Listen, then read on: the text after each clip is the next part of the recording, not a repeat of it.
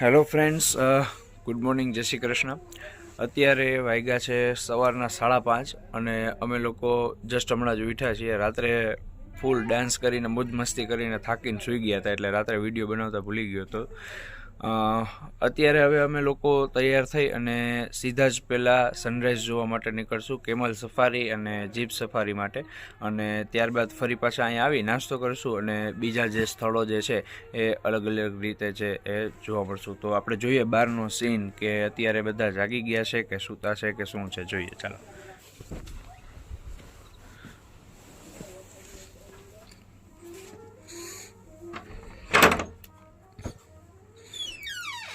ઓહો, લગભગ કોઈ ઉઠ્યું જ નથી. તમે જોઈ શકો છો આ બાજુનો એક ટેન્ટ છે એ આપણા વિદ્યાર્થીઓનો છે ને બાકીના સામેના બધા જે ટેન્ટ દેખાય એમાં વિદ્યાર્થીઓ છે. તમે જોઈ શકો છો કે અમારા એક સર જે છે એ બધા વિદ્યાર્થીઓને ઉઠાડવા માટે નીકળ્યા છે. તો હવે અમે તૈયાર થઈ જાય અને ત્યારબાદ સનરાઈઝ માટે નીકળીશું. તો મિત્રો, અમે લોકો જીપ સફારી માટે તૈયાર છે. તમે જોવો છો કે અહીંયા જીપ જે છે એ ભરાવા માંડી છે અને હવે સીધા અમે સનરાઈઝ પોઈન્ટ જે છે ત્યાં અમે જવાના છીએ અને સનરાઈઝ જોવાના છીએ. તો મળીએ ત્યાં જઈને.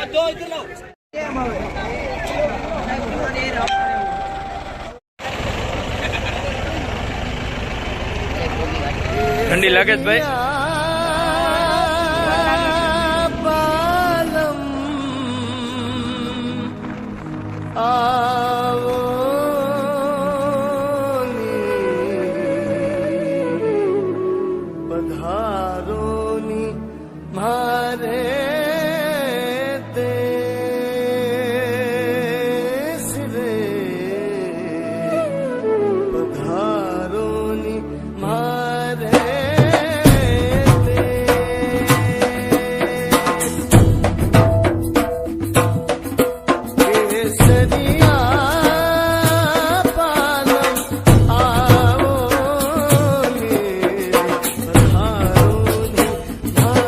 મિત્રો, અત્યારે જે સનસેટ પોઈન્ટ જે છે એના માટે અમે લોકો આવી ગયા છે. તમે જોઈ શકો છો કે આ જે જીપ છે એ જીપની અંદર અમે લોકો સવારી કરીને અહીંયા આવ્યા છે.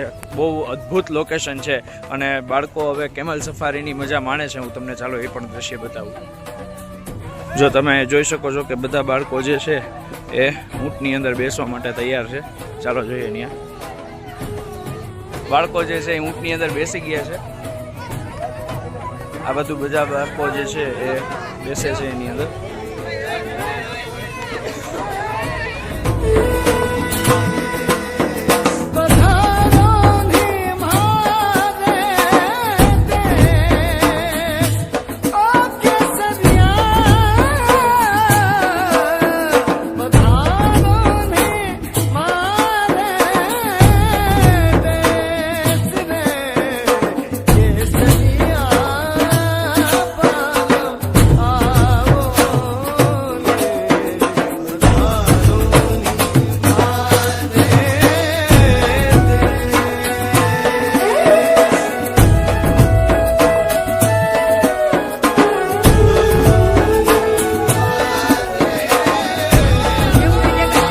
અત્યારે અમે લોકો કેમલ સફારીની મજા માણી છીએ. તમે સામેમાં જોઈ શકો છો સનરાઈઝ અને કેમલ સફારી બંનેની મજા અમે સાથે માણી રહ્યા છે. અદ્ભુત આનંદ આવે છે. આ આનંદ લેવા માટે તમારે એક વખત રાજસ્થાન તો આવવું જ જોઈએ. આ ઊંટ જે છે મિત્રો, એ તમે જોઈ શકો છો એની દોરી આ છોકરાઓ પાસે છે અને એની દોરી ઓલા ભાઈ પાસે છે. હવે તમે પ્રાર્થના કરો મારા માટે કે આ ઊંટ જે છે ને હાલતો હાલતો પાકિસ્તાન ન હોઈ જાય તો. ऊँट है क्या, गधा है? किधर लेके आया तू मुझे?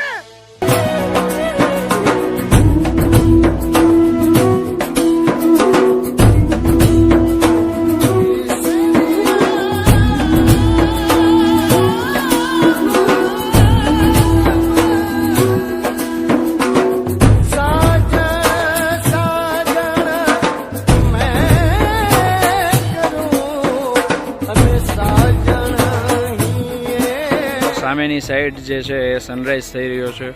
બહુ અદ્ભુત દ્રશ્ય છે.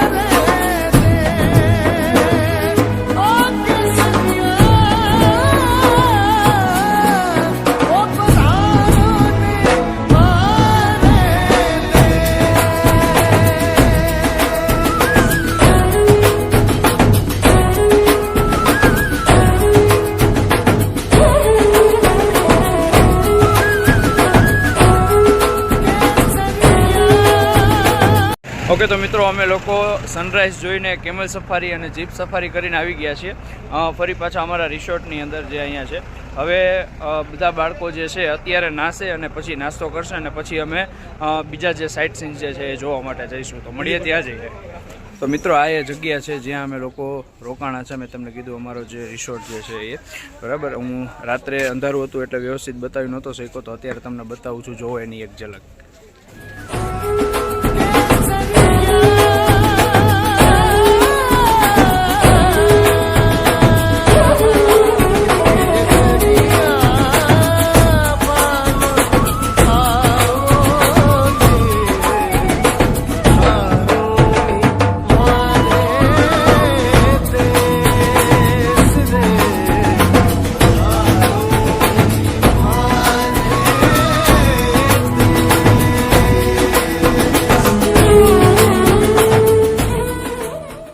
તમે જોઈ શકો છો કે બધા બાળકો જે છે નાસ્તો કરવા માટે ડાઇનિંગ હોલની અંદર જાય છે.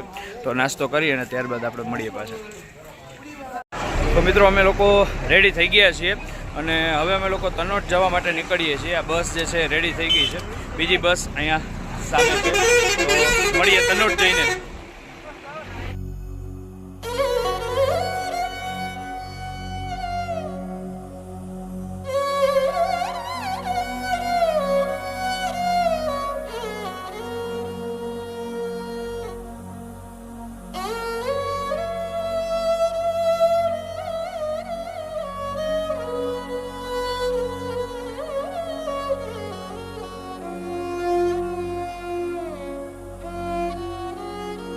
તો મિત્રો હાલમાં અમે લોકો જે લોંગેવાલા વોર મેમોરિયલ જે છે એ જોવા માટે પહોંચી ગયા છે. તો બતાવું તમને તેના અંદરના દ્રશ્યો. Stay tune.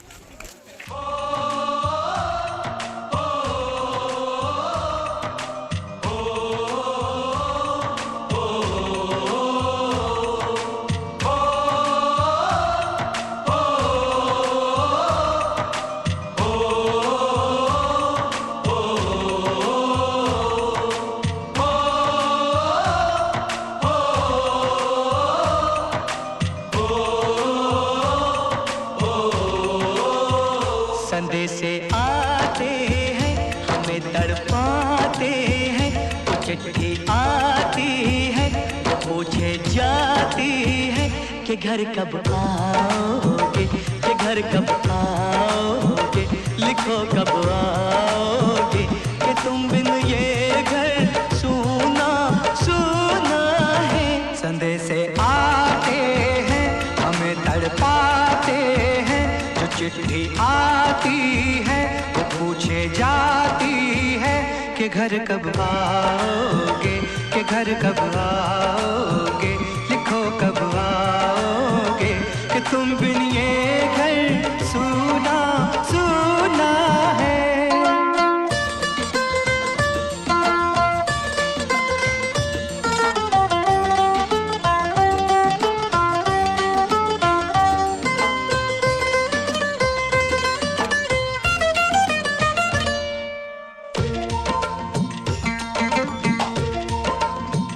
किसी दिलवाली ने, किसी मतवाली ने हमें खत लिखा है, ये हमसे पूछा है. किसी की सांसों ने, किसी की धड़कन ने, किसी की चूड़ी ने, किसी के कंगन ने, किसी के गजरे ने, किसी के गजरे ने, महकती सुबहों ने, मचलती शामों ने, अकेली रातों ने, अधूरी बातों ने, तरसती बाहों ने, और पूछा है तरसी निगाहों ने कि घर का.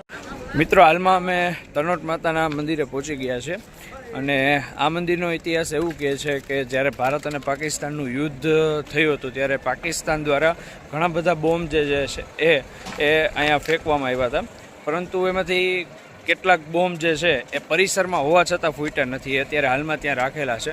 તો આ તનોટ માતાનું મંદિર એ જે કિસ્સો થયો એ પછી એનામાં શ્રદ્ધા અને આસ્થામાં વધારો થયો છે. તો ચાલો તમને એના દ્રશ્યો બતાવું.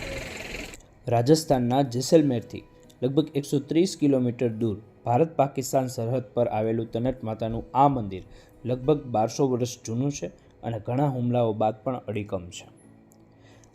આ મંદિર આમ તો હંમેશા આસ્થાનું કેન્દ્ર રહ્યું છે, પરંતુ 1965ના ભારત પાકિસ્તાન યુદ્ધ બાદ આ મંદિર દેશ વિદેશમાં પોતાના ચમત્કારો માટે પ્રસિદ્ધ બની ગયું છે.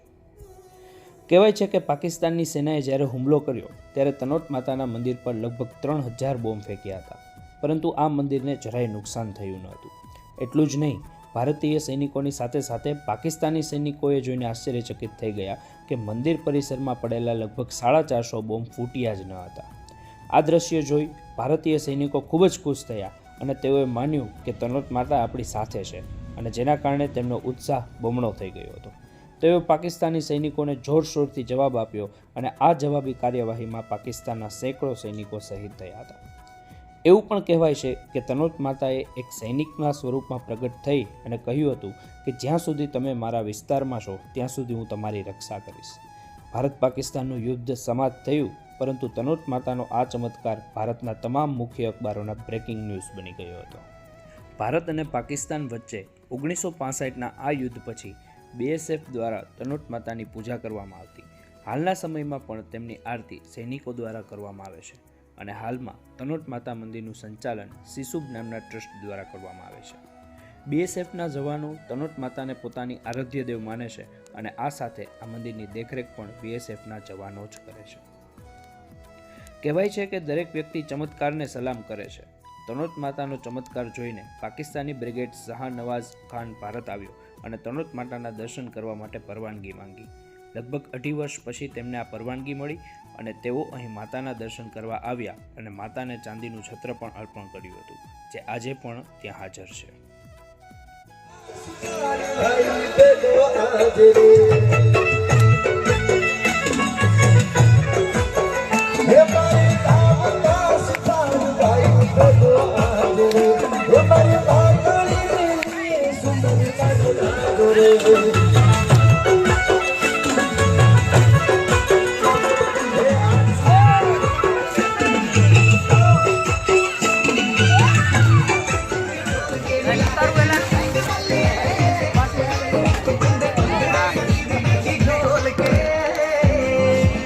ફાઇનલી ગાઈઝ, આજનો બીજો દિવસ જે છે એ પૂરો થયો.